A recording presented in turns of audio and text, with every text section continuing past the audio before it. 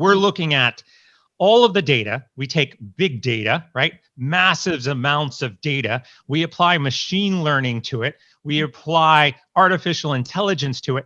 And now we begin to customize the experience itself in the moment. A good example of this, if we were to be in this world right now today, but this is where we're heading, is to say, I'm driving home from work. I begin to crave ice cream.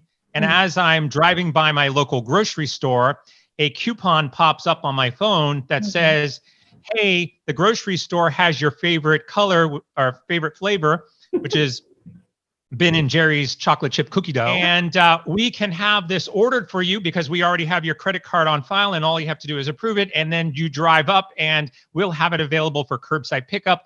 You pick it up and you drive home on your way, right? Now, that experience is predictive, is in the moment, is driven by my desires and my location, and it's leveraging data and machine learning and everything else to create that experience for me. There's no predefined personalization in that. And this is the big part that we are starting to see us move towards. Hello, fellows. Welcome to the next episode of Jagged with Just Ravi, conversations at the edge with thought leaders from the marketing, branding, and the business world. Hi, Chris. We are thrilled to have you here. Glad to be here. Okay. Chris, we've been listening to your podcasts, and quoting very interesting thing that you have elaborated on often is how customers are becoming more curious, impatient, and demanding. And one of the stats I'm quoting here, customers research 2 to 4 times before conversion, 3 or less unhappy experiences, and 90% will leave. So in that context, how should marketers continuously innovate to remain relevant and provide value to their customers? Sure. Yeah, some of these stats are really mind-blowing when you think about them. Yeah. But they're also not too far out of our understanding. Think about your own experiences. Most people don't make a immediate purchase. Most people will go and do a little research. We're very curious individuals because we're all customers. We have our own selection of products that we are aligned to, that we are loyal to and interested in. Then marketers and companies that have these products need to, at least at minimal, understand that behavior. And at best, start to ensure that you're providing that type of information and insight and relationship with the products and those customers so that you can make those connections much easier so that the time for purchase becomes much quicker, right? If I know that people are going to be researching, provide them the research material, right? If I know that people are going to be asking their friends, provide a mechanism for them to ask their friends, right? That's all going to help expedite the process and get them to buy your product faster. Absolutely, absolutely. So, Chris, when you talk about digital transformation to meet the need of your customers, could you take the example of any company, technology-based, preferably, which has done a great job of it? If I was to ask you, what type of company is Domino's Pizza? And I'm going to ask the audience, anybody who's listening, I'll ask you, what type of company is Domino's Pizza? What would you say? Service. It's a delivery company. A delivery company, okay. Anybody else? I'm sure some of you are thinking, well, it's a food services company, it's a pizza company, it's a retailer, maybe, if you want to think of it that way. But the reality is that Domino's Pizza considers themselves a technology company. Because what they realized was that if they were to build the technology and provide the technology that consumers want, How do I order a pizza? How do I get my pizza delivered faster? How do I order what I want on the platform and the devices and the technology that I have accessibility to? If Domino's delivered the technology, they would do one thing. They would sell more pizzas. So they look at themselves as this technology entity that sole focus is really on building incredible experiences, digital experiences, that ultimately enable them to sell their primary product, pizza or food. And they do that around the world. It's incredible. And when we talk about digital transformation, it's all about, and a lot of people out there also think that digital transformation is all about updating the technology as fast as you can and bringing in new technology. It's really not that. Digital transformation is about having the technology in place that will allow you to expedite the ever evolving and changing expectations and needs of your customers. So let's just say that I told you I have a magic widget, and as long as you have this magic widget, you'll always be able to produce something that your customers want. Well, you'll be like, great, let's install it. Yes, I want it. It's the same concept. The goal here is to have the technology in place that is going to enable you to maintain that evolving perspective of a customer. And so some of the technologies that are out there that help you do this are things like the cloud, which gives you a lot of nimble abilities to evolve very quickly and to expand. If you want to expand into new regions, into new countries, you can do that very quickly in the cloud. Data, all data that is out there. Data has been around since the formation of man. Data is all about understanding what is happening within your organization, what your customers want, all of these stats that we're talking about, all comes from data. And so you have to be able to analyze and understand that data. And then ultimately the third one is not a technology, it's your people.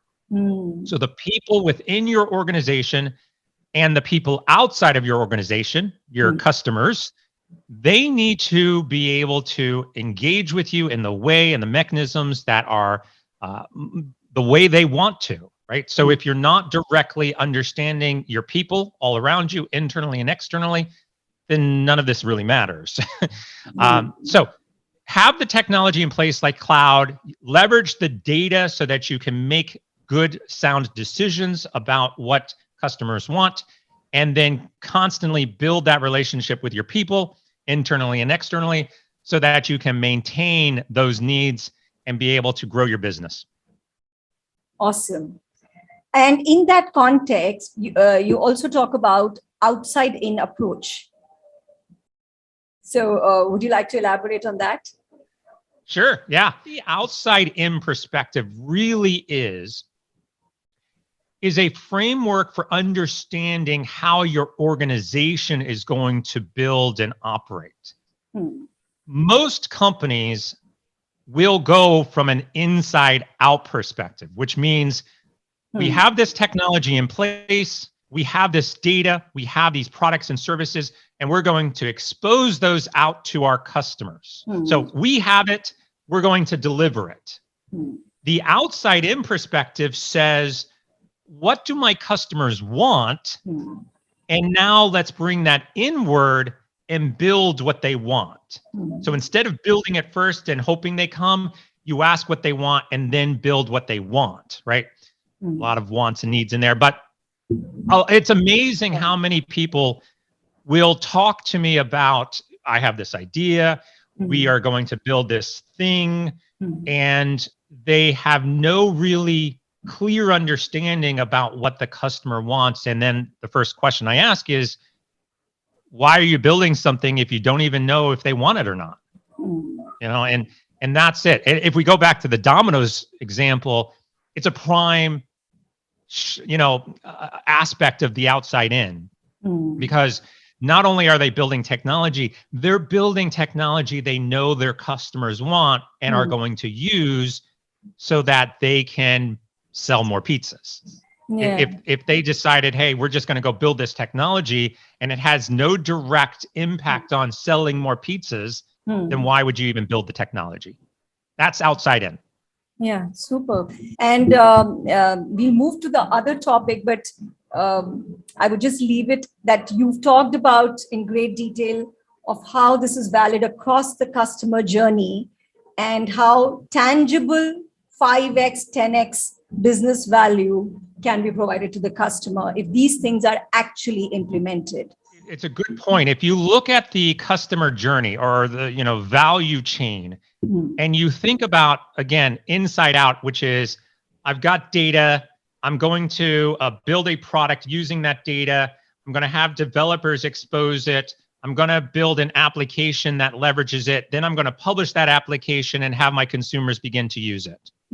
That's a lot different scenario than saying, I know my customers want something, I'm going to build an app that provides that to them. Then I'm going to find developers who can build that app. And then I'm going to start to aggregate the data that's going to empower that app. And that's that outside in. When you take that approach, you can literally grow your business by 10x because you're directly building and supporting things you already know your customers want. Right. That's great. That's great. Thank you. Another research that you cited is that majority of digital customers expect marketers to know what they want before you ask them, right? And then how do we deliver personalized and predictable experience to our customers? And in the role of AI, machine learning, can you sort of share your observations on that? Yeah, this is a really powerful stat research that was done last year by Salesforce, actually, that showed that 76% of consumers expect you to know their needs before you even ask them, which sounds like a complete contradiction to everything I've already talked about, which is you have to go and ask them what they want so that you can build it. That is partially true. This is where machine learning and artificial intelligence, and most importantly, data comes into the picture. Because when you do this right, then what you can do is begin to predict what your customers' needs are.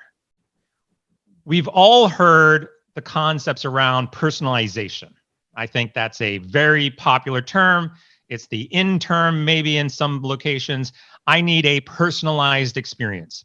Well, a personalized experience really is nothing more than saying, hey, I know that you like pepperoni on your pizza. So the next time you return, I'm going to suggest that you put pepperoni on your pizza. It's leveraging that data to make it more personalized. Or when I log into my e-commerce platform, it says, hi, Chris.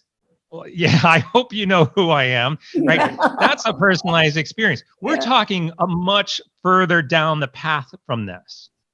We're looking at all of the data. We take big data, right? Massive amounts of data. We apply machine learning to it. We apply artificial intelligence to it. And now we begin to customize the experience itself in the moment. A good example of this, if we were to be in this world right now today, but this is where we're heading, is to say, I'm driving home from work. I begin to crave ice cream. And as I'm driving by my local grocery store, a coupon pops up on my phone that says, hey, the grocery store has your favorite color or favorite flavor, which is Ben & Jerry's chocolate chip cookie dough. And it's on sale right now. We can have this ordered for you because we already have your credit card on file and all you have to do is approve it. And then you drive up and we'll have it available for curbside pickup. You pick it up and you drive home on your way, right? Now, that experience is predictive, is in the moment, is driven by my desires and my location, and it's leveraging data and machine learning and everything else to create that experience for me. There's no predefined personalization in that. And this is the big part that we are starting to see us move towards, where it's And especially, as like I mentioned, curbside pickup, that type of personalized experience for me specifically, it's a lot stronger than, the three of us basically logging into the same site and basically getting the exact same experience, but changing our names. Right. I mean, that sort of, it's quite difficult, very tough to do actually. I mean, if you look at in neighborhood grocers who've been there, with you for lots of years, they sort of intuitively understand what they want, and they often recommend new stuff that's come up. And so, but for corporations to sort of, develop, such an understanding and to be able to predict that, what kind of, steps they need to take to sort of, start on that journey. I mean, while we realize that the social media does that really well. For example, a Facebook would analyze a few likes that you've made, and basis of that they are able to predict your personality a lot better than your friend does, and then show up ads or stuff which are relevant to you. So at a social media level, these guys are doing a great job, but at the company level, a lot of companies are still struggling. So can you sort of share some tips for them to be able to do that well, or start on the journey at least? Yeah, again, once again, I think there's a lot of people who are listening who say, you turn on my phone and all of a sudden I get it, I'm in the shower and I'm thinking about Ben & Jerry's chocolate chip cookie dough ice cream. I log into Facebook and all of a sudden there's an ad for Ben & Jerry's chocolate chip cookie dough ice cream. And they're like, how'd they do that? Right? It's like, it's magic. Right. That's because ultimately at the foundation of all of this is data. And you touched on it. What you like, what you view, what you spend time on, what you engage with on a regular basis. All of that data can help me unlock your personality profile. And the more you understand the data, then the better I can make these types of predictions. So the data actually is the easy part because we're all connected. We've got data everywhere. You've got smart homes with smart thermostats and smart lighting to soon to be smarter cars and connected vehicles to your social media profile to all of this. We talk about, the scary aspects of all of this data out there. The reality is that data is already out there. Right. Most of it is privatized. So, I'm not too concerned about people knowing who I am or what it's about, but the data's there. Now we just have to figure out how to analyze that data better and leverage that data to make these technology opportunities available to us. So artificial intelligence, machine learning is added on top of that to help better analyze that data. APIs are being used. APIs, application programming interfaces, are being used to expose that data to make the connections. So back to my example of I'm in my car, I'm driving home, connected to the grocery store, get a coupon. An API in a connected car and a connected grocery store enables that capability, right? So these technologies are already out. We just have to start seeing a more advancement of those technologies. The challenge is not necessarily the technology right now. The challenge is most enterprises or companies and organizations are not prepared to do it. They are struggling. They're lagging in the updates of their technology. They may have too many processes or procedures or internal politics that are blocking them from exposing this data in a way that they can leverage to grow their business, right? The problem is not, again, trying to understand how this will happen. The problem is literally people refusing to allow it to happen. And so I think we've got a little ways to go still for organizations and companies like a grocery store to say, hey, we're going to create this really unique connected experience and begin exposing this data in a way that our consumers are going to find valuable. Right. So, but basically, what you're saying is that it's more of a change management kind of a initiative that is needed at the organizational level, and and also try to sort of break the silos and the hierarchies, and get, data stored by different systems to talk to each other. Basically sort of, drive, the organization as well as the guys at the top to sort of, deliver on these connected experiences that you're talking about. I'm coming to connected experiences, again, something in your research you cited that connected experiences will overtake price and product as key differentiator for brands, and majority of customers will pay more for these experiences. And and now we hear a lot about the omni-channel, channel-less experiences, frictionless experiences, seamless experience. All the less, so many less experiences. Basically, if you're looking at sort of these connected experiences, again, one is the issue in terms of mindset, but also in terms of how to deliver and how to emphasize that within the organization is an important challenge for companies. While at the customer level, they are getting these experiences. If maybe not in your industry, but in some other industry, they're getting an experience and they want that experience in your industry as well. So how would you react to these kind of challenges that the companies are facing, and what are your tips in terms of trying to deliver these experiences? I'll add one more. We have now multi-experience, and multi-experience is basically the introduction of other senses in the overall experience. You've got a digital experience, which is primarily, maybe touch and sight, but as you start to add in things like hearing and taste and smell into those experiences, it's truly incredible where we're heading. But yeah, there's a lot of experiences, and what you touched on was really the foundation of what digital transformation is all about. And I've touched on it also earlier when I said, ultimately, this boils down to people. Because yes, a lot of organizations have processes and procedures and politics, and we just don't do things that way, or we can't do things that way is, some of the number one excuses. No, it's not that you can't do things this way. It's just you choose not to do things this way. This is your choice, just like the Blockbuster case. They chose not to evolve, and because they chose not to evolve, they went out of business. That is the bottom line. You either will choose to evolve and transform and adapt to what your customers want, or you will go out of business. And of course, I've spoken with a lot of enterprises out there that say, we're a 90-year-old company, we're never going to go out of business. That arrogance puts you out of business as well. And you touched on it also. Ultimately, customers boil down to it's their choice. It's their choice to buy from you or not buy from you.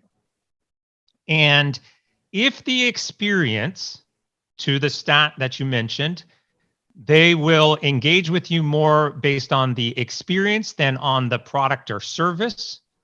People will pay more for this experience. If the experience is not what they want, they will go off and find that experience from somebody else who will provide it. That is the bottom line. There is loyalty still out there. There's a lot of people who are loyal to a brand, and they may suffer through a poor experience just to stay loyal. But we are slowly seeing that even some of that loyalness will start to drift off to other experiences that meet those needs. That we're seeing this a lot in the financial sector, where you may be very loyal to a bank, but the first moment you try to do something like deposit your check with your phone and it doesn't work, and you're like, my gosh, my cousin is doing this without any problems. What bank are you using? That loyalness starts to drift away. Yeah. And so ultimately, really, this just boils down to a culture within your organization that says, we are going to evolve and transform and build these experiences that our customers want, outside in perspective, or we're not.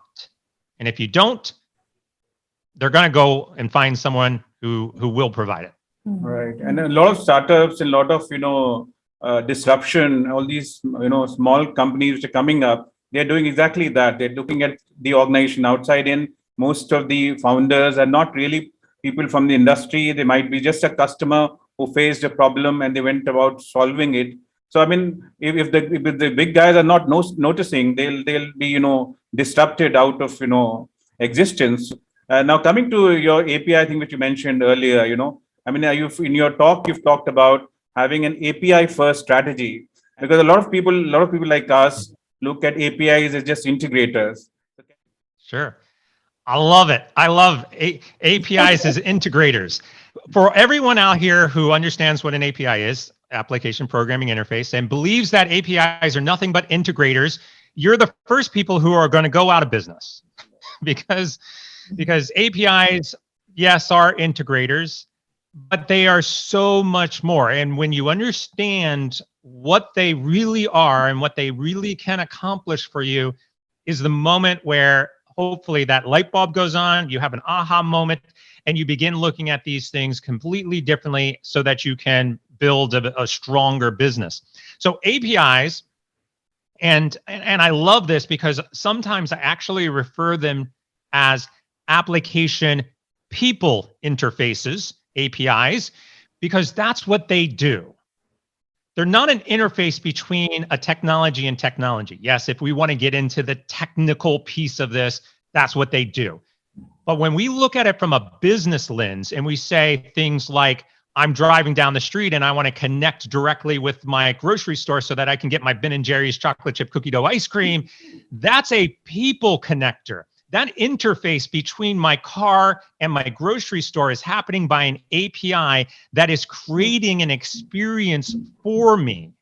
And what most organizations who look at APIs as solely as an integration mechanism, they don't see the value in that.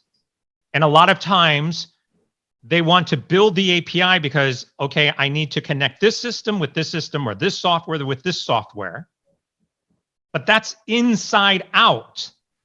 At no point in time I'm saying, what is the value of connecting this system with this system? What is it actually going to give my customer? Not my technology, not my business. So even if I say something like, I'm going to connect this system with this system because it's going to speed things up. Speed things up for who? Right. Speed things up for my customer? If that's the case, great.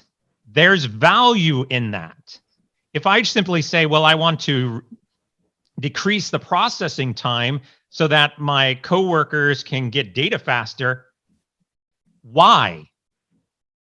Honestly, what's the value of that for your customer? Right. Outside in. And if you can't put a direct correlation or value proposition on the API itself, then why are you building that API? It becomes a people connector more than an integration between systems. And so when I think of it in this case, that's what API first is.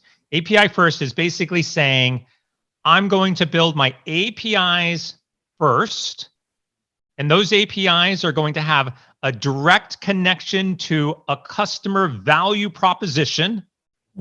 And then from there, working from outside in, I'm going to then start to understand what interactions and interfaces and connections and systems do I need to connect those to support the company or to support my technology. But if it doesn't start on the outside first, then there's really no point in having them. Yeah, that's a great point. And the other thing, we've seen in your presentation is that, it's also possible to monetize, data through APIs. And you've also, advocated using APIs, as a good revenue stream. And you've talked of some specific examples like AccuWeather, and we know examples like Google Maps, for example. So, I mean, how do you look at, APIs, one as a way to monetize data? That is one. And in light of that, there are other issues like, for example, security, for example, sharing data with your competition and stuff like that. So how do you look at this overall, all these, barriers which come in terms of, monetizing API and even using APIs in general? Sure. So the very first question, it's an easy question for everyone who's listening. If I said that I can add $50 million to your revenue this year by monetizing APIs, how many people are raising their hands? How many people are driving in the car and nodding like, yeah, $50 million? Sure. I'll take an extra $50 million. That is what we are seeing when organizations monetize APIs. Now, how do you monetize APIs? Again, it goes back to what we were just talking about.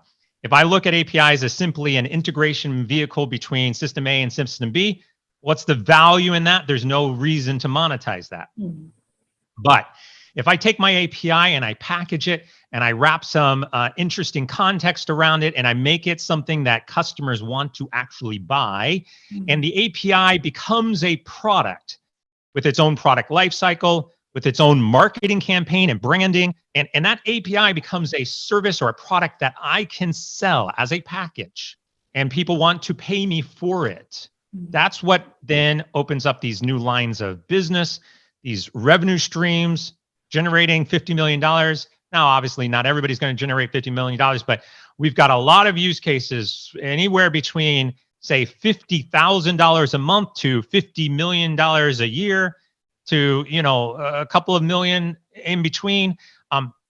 And it's all based on this one philosophy of the API itself becomes a product, becomes a monetizable asset that you can distribute and sell.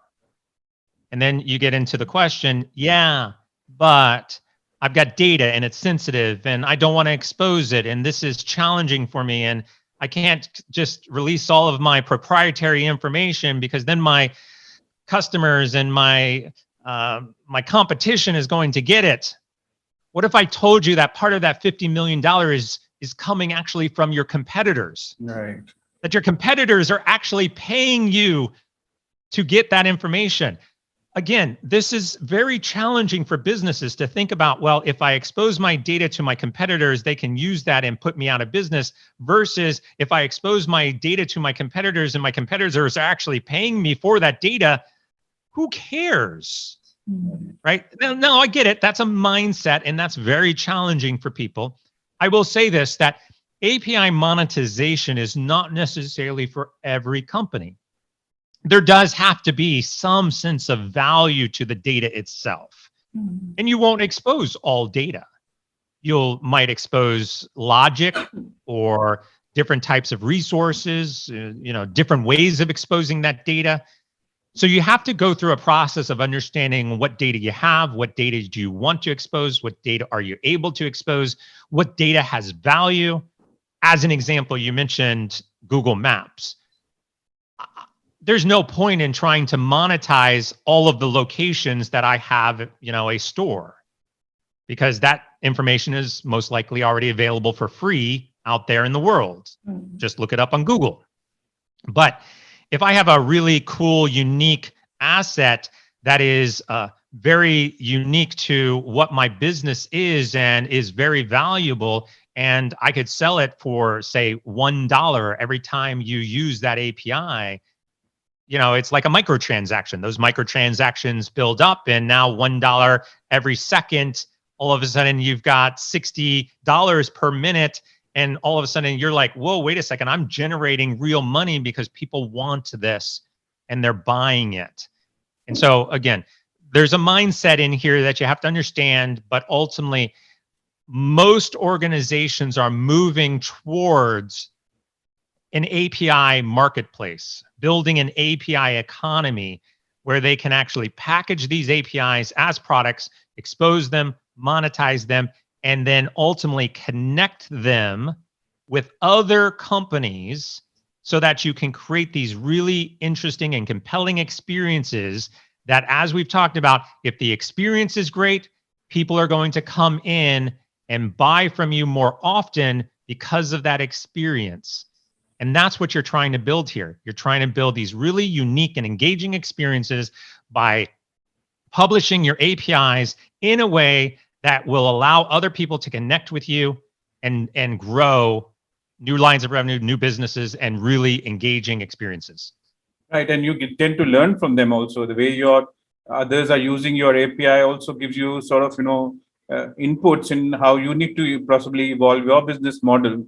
So it's not just a monetizing, thing. It's also, it helps you evolve your company and also become more possibly competitive and more sort of relevant for the future. I could probably go in any number of directions on this, but ultimately what you're saying is there's most definitely a feedback loop in this process. Mm-hmm. The APIs as products provide analytics. So no difference than, say, Google Analytics on your website, where you can log in and learn who's using your website and the frequency that they're using it. API products have the exact same capabilities so that you can analyze what's working, what's not working. And for those companies that are out there that look at that analytics and use it as a feedback loop to understand what their customers are doing without asking, you can then start to enhance those APIs, offer new features to just expand further those experiences. Most customers of mine that are out there, a lot of our Google customers that are out there are doing just that. They're leveraging those APIs, they're looking at the analytics, they're evolving and they're growing, and they're making really incredible progress, in that process. Okay, Chris, you've been talking about compelling experiences, and we feel compelled to take you to your previous avatar when you were working with Fox Broadcasting, and you developed storytelling technologies that transformed users' experience for television content like American Idol. Would you like to share, what that transformation was about? Yeah. Well, Fox Broadcasting was a really fun job, obviously, getting to work with a lot of different television shows and movies.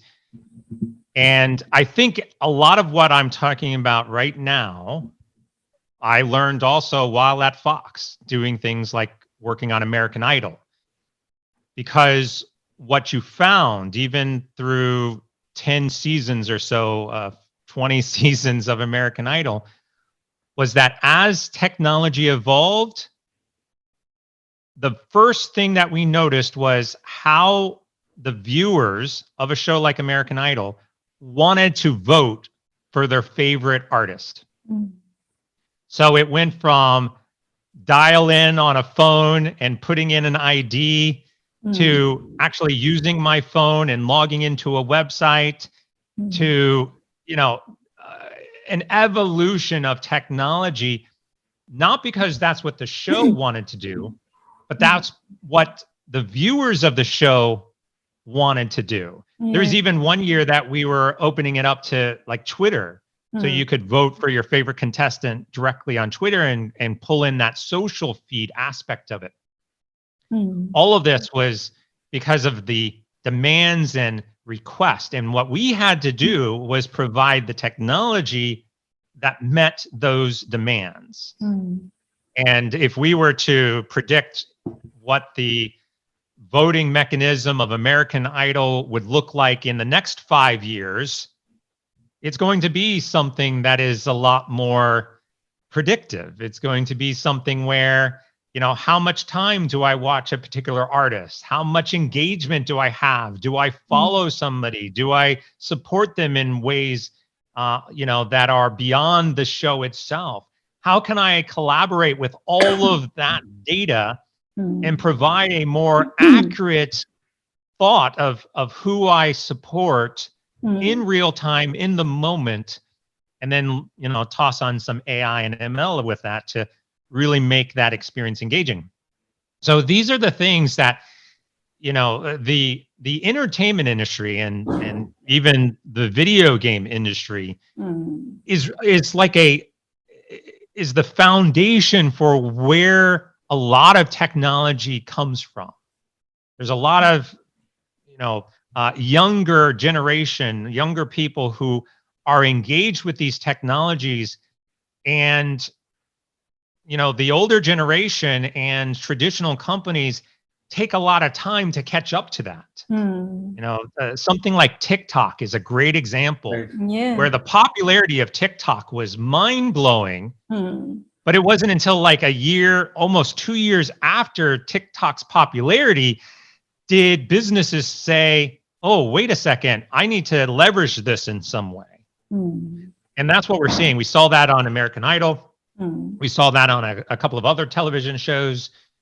And so the more you can keep a pulse on what people are looking for and want, the better that you can be able to adapt to it.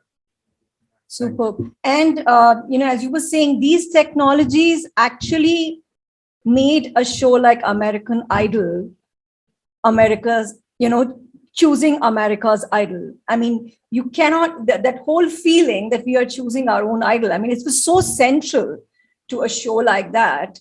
And thank God the companies were listening and evolving and transforming. Are you ready for this? Oh my God. Rapid fire, yes. Slightly ancient technology.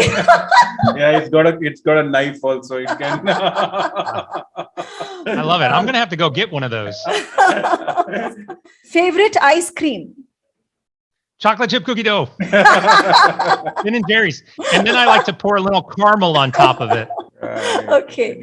What do you prefer, selling movies or selling software? Selling movies, by far. Okay. Thing you like most about your 14-year-old son? He loves video games. Yay. Inspiration for you. Okay. If you could time travel in past and future, where would you like to go and why? 1955 and look for Marty McFly, and 2055 because I'd like to see if we have flying vehicles by then. Right. How specific. Wow. Okay. Your fantasy adventure novel summary. That's a hard one because I can't really talk too much about it. But what I will say is it's a fantasy adventure featuring a young girl who gets lost in a paranormal world. Oh, Hey, very interesting. wow. Lovely. Look forward to it. Okay. Mother's best advice. Butter in all your cooking. Lovely. Your favorite personal possession. Probably my computer. Okay. If you didn't have to sleep, Chris, what would you do with that time? I don't sleep. Okay. Your alternate profession could have been? Movie director.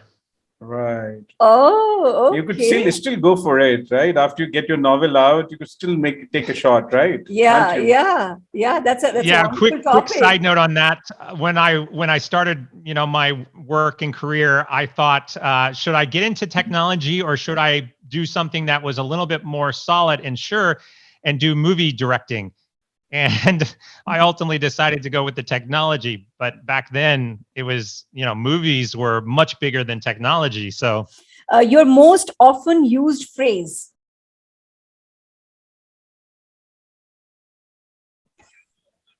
Choose or die. Okay. Or awesome. I've been saying awesome a lot lately. Right. Most of my podcasts, I'm like, I'm awesome. Yeah. I'm awesome. Oh, in that context. Bringing it back from the 80s. I'm awesome. Okay, I like that. Yeah. Right. Okay. One thing no one knows about you. My middle name. Most people don't know what my middle name is. So yes. So we'll keep it that way. Okay. So do you even have one? I mean, I'm getting suspicious. I'm getting curious. Yep. I have one, but yeah, most people don't know what that is. So yeah. Okay, Right. because he hasn't told. Okay. So let's ask you something that you ask in your podcast. What is the last thing that you downloaded? Last software that you downloaded? Ooh, last thing that I've downloaded, so I did just download an Audible book. Thrawn Ascendancy. This is a Star Wars book based on Thrawn, which is a character in the Star Wars world. Right. And this is his origin story. And so I just downloaded that. What would you like to tell your 18-year-old self? Um, so this one will take a little bit longer than a short one, but I will try to make it quick. Okay. Which is when I was 18, I worked at a software store, and it was in a mall, and it was one of my first jobs, and so I would go in and basically sell software. And one of my coworkers, during his breaks, he would go and look at the bookshelves. We had both software and books and some games and things. But again, this was a long time ago and way before the Best Buys of the world. Yeah. So he would go look at a book, and the book was a list of IP addresses, which was really the foundation of the internet. We did not have the internet back then. There was no .coms. It was only IP addresses, and it was a yellow page interested in this particular topic. Here's the IP address. Go home and enter it into your computer. All of our coworkers, myself included, would give him such a hard time. We would sit there and make fun of him for reading this phone book all the time. And like, why are you reading those IP addresses? They're never going to amount to anything. You're wasting your time. That's ridiculous. Oh my gosh, would I just want to go back and tell myself, dude, like, take that yellow page book and hold on to it for the next 5 years, buy up every single .com you could possibly buy when it comes out. I would be rich as all heck. So yeah, I would go back definitely and tell myself, pick up a copy of that yellow page book and follow the internet a lot more closer. Chris, what's next? What's next? Well, you never know what's next. That's the beauty of technology and life and business. What's on my horizon? I'm working on the book, as you mentioned. So hopefully I'll be able to publish a great fantasy book here soon. I'm also working on a business book. So working on 2 books at the same time. Right. And so hopefully, get some of those books published and out there. Stay at Google and love all of the work that I'm doing with some great companies and helping them evolve their technology and look at things differently. And so, I'll just keep doing that. Okay, Chris, would you like to share your online addresses? We also know that you have a podcast called That Digital Show, right? So people just check out his podcast. Very nice. I mean, I went through a lot of episodes myself and a lot of learning there, right? Yeah, you can find me at chrishood.com, CHRISHOOD.com. No middle initial or middle name, so just chrishood.com. And pretty much everything that you want to know about me and where you can find my stuff is going to be there. That's the easiest thing to do. All my social profiles are there. Links to my podcast are there. As you mentioned, I do host a podcast called That Digital Show. That's available across all of the major podcast platforms. So you can look that up and find it and subscribe. That would be greatly appreciated. But yeah, that's it. Find me at chrishood.com or find my podcast, That Digital Show.